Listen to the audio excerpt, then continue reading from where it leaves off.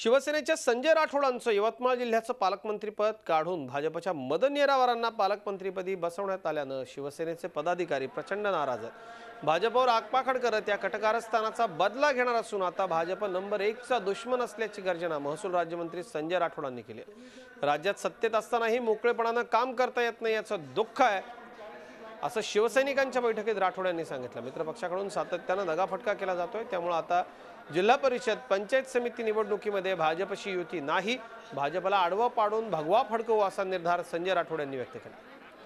की मित्र पक्षालाही त्यांचा पक्ष वाढवायचा आहे, मला काही त्यांना रोखायचं नाही, परंतु अशा पद्धतीचं या ठिकाणी वेगळ्या पद्धतीचं राजकारण करून थांबवण्याचा प्रयत्न संजय राठोड किंवा शिवसेनेला ते करत असतील तर आम्ही थांबणारे नाही, तुम्हाला आडवे पाडून आम्ही समोर जाणारे आहोत हे आपल्याला येणाऱ्या जिल्हा परिषदेमध्ये दाखवून द्यायचं। असा आमदार होणे नाही, असा जिल्हा प्रमुख होणे नाही, असा पालकमंत्री होणे नाही, त्या पालकमंत्र्याला काढण्याची घोषणा यांनी केली आहे आणि दिलं बरोबर नदीवर आहात।